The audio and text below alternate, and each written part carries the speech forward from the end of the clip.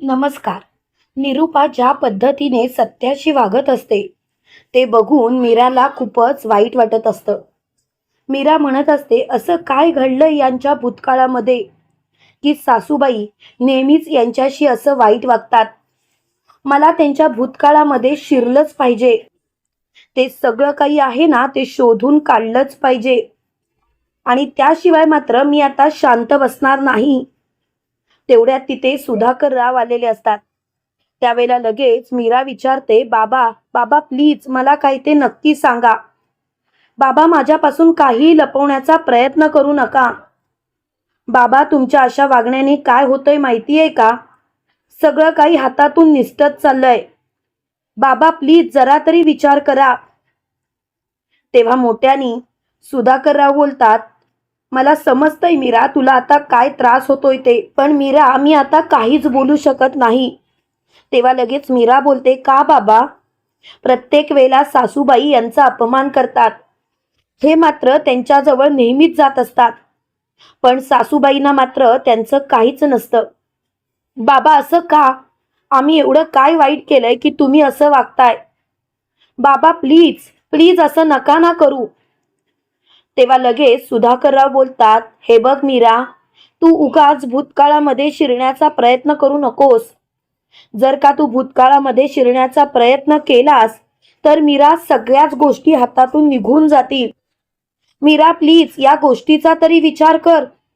तेव्हा लगेच मीरा बोलते, अशा काय आहेत गोष्टी ज्या तुम्ही माझ्यापासून लपवण्याचा प्रयत्न करताय? बाबा मला उत्तर पाहिजे. आजपर्यंत माझ्या नवऱ्याने खूप काही सहन केलं, पण आता मात्र नाही. आता मात्र मी माझ्या नवऱ्याला असं रडताना नाही पाहू शकत.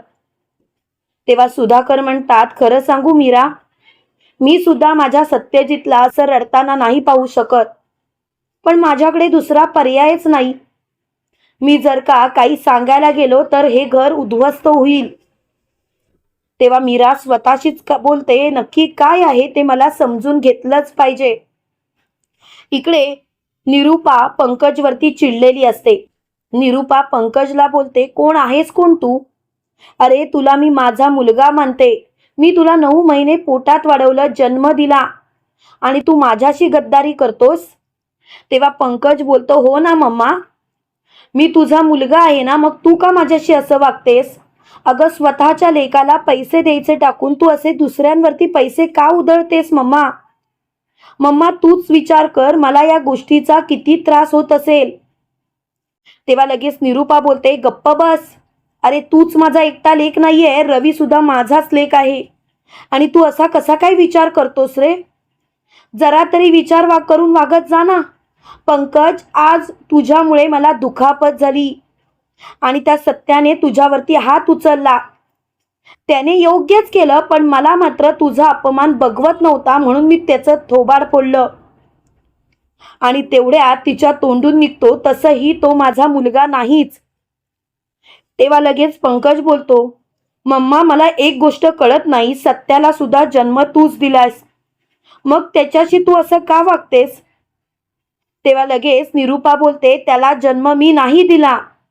उगाच आपलं माझ्यावरती कोणतंही खापर फोडू नका. हे जेव्हा मीरा बाहेरून ऐकते तेव्हा मात्र मीराला धक्काच बसतो. मीरा बोलते, सासूबाईंनी यांना जन्म नाही दिला, मग यांना जन्म तरी कुणी दिला? असं काय सत्य आहे जे मला शोधावं लागेल? तर इकडे सुधाकरराव आजीशी फोनवरती बोलत असतात. सुधाकरराव म्हणतात, आई तू लवकर ये, इथे नको त्या गोष्टी घडायला लागल्यात. आई तुला माहिती तरी आहे का, मीरा नको त्या गोष्टींपर्यंत पोहोचण्याचा प्रयत्न करतेय. आई प्लीज प्लीज लवकर ये, नाहीतर सगळं होत्याचं नव्हतं होईल. तेव्हा लगेच आजी बोलते, सुधा तू शांत हो. तुला अजिबात काळजी करण्याची गरज नाही. मी आहे ना, तू कशाला काळजी करतोस?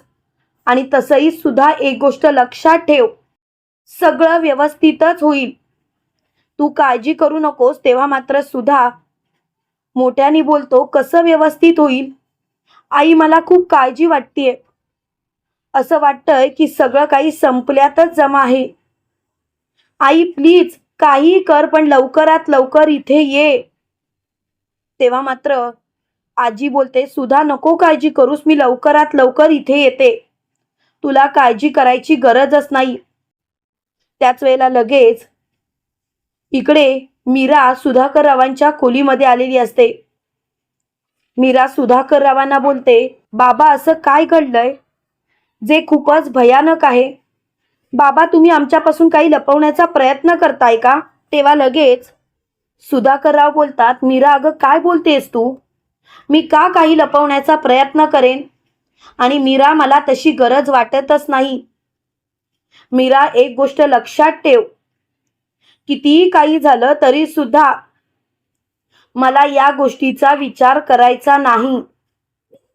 तेव्हा मात्र मीरा खूपच हादरलेली असते. त्यावेळेला लगेच मीरा बोलते, पुरे झालं. आता जे काही चालू आहे ते योग्य चालू नाही आणि मला या गोष्टीचा आता त्रास व्हायला लागलाय. काही करून मला लवकरात लवकर सगळ्या गोष्टी नीट केल्याच पाहिजेत. बाबा मला यांचा त्रास बघवत नाही म्हणून तरी सत्य परिस्थिती सांगा ना. बाबा मी सासूबाईंचं बोलणं ऐकलंय.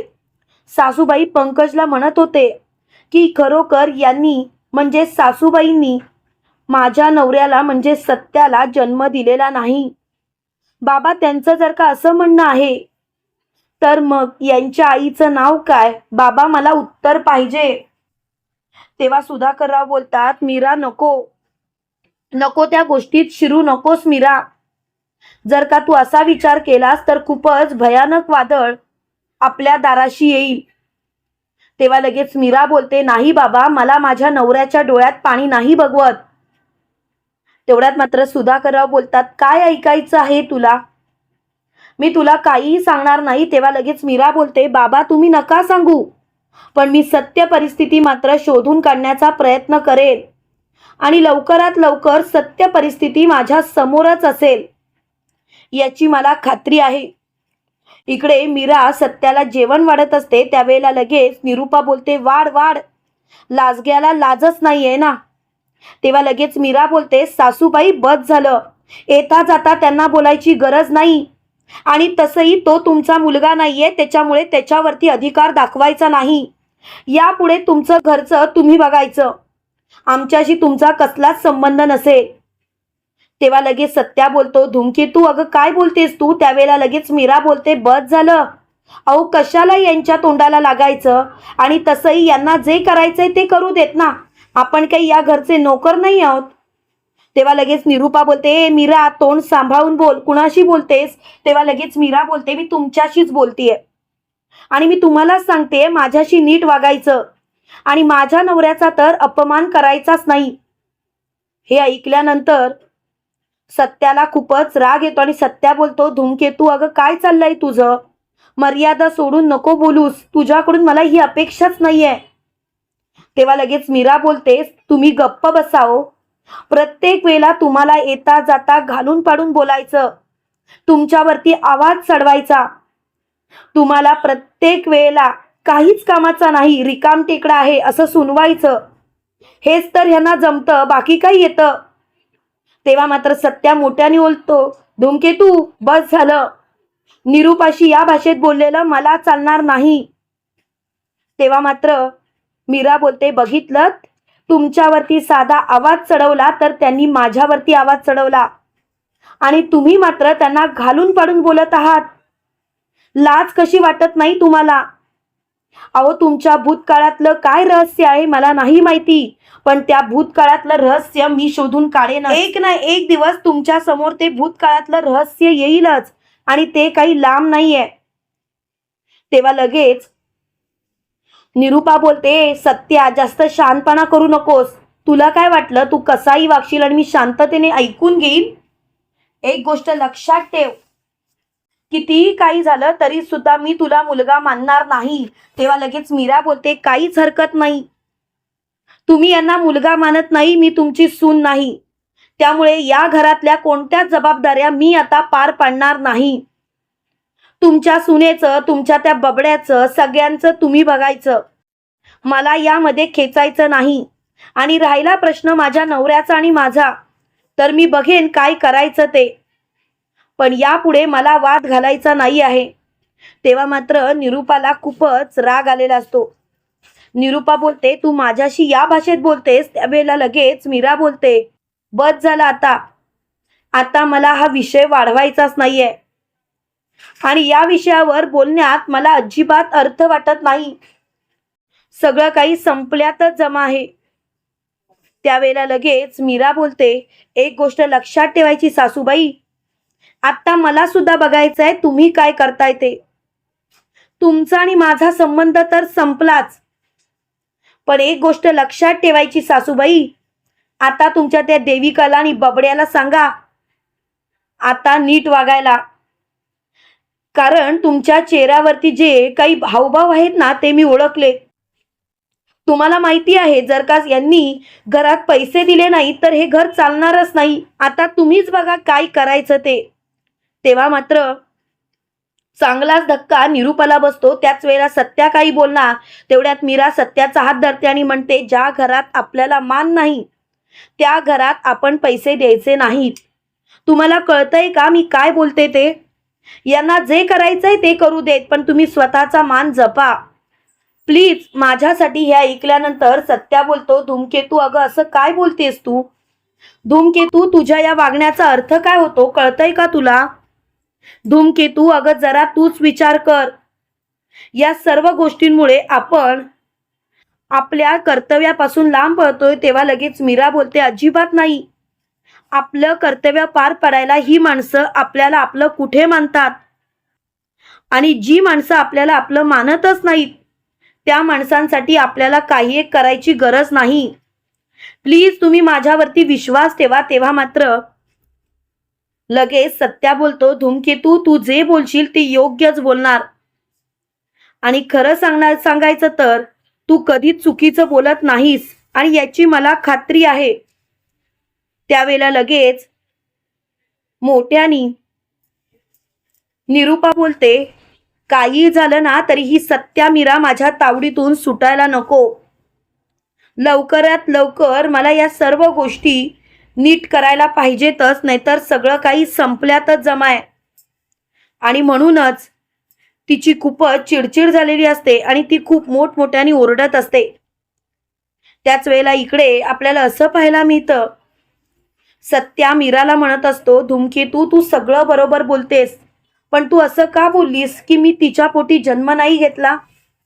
तेव्हा मीरा बोलते, हेच तर रहस्य मला शोधून काढायचं आहे आणि हे रहस्य मात्र मी लवकरच शोधून काढणार. तुम्हाला काळजी करायची गरज नाही. तर इकडे निरूपा सुधाकररावांना बोलत असते, त्या मीराची एवढी हिंमत, आज माझ्या समोर तोंड चालवत होती. तेव्हा लगेच सुधाकरराव बोलतात, खरं सांगू का निरूपा, तू चुकतेस. अगं ती पोरं या घरासाठी काय नाही करत, सगळं काही करतात, पण तू मात्र त्या पोरांना अजिबात धारेवर धरत नाहीस. प्रत्येक वेळेला त्यांचा अपमान करत असतेस, त्यांना घालून पाडून बोलत असते. अगं मीरा ना खूप हुशार आहे.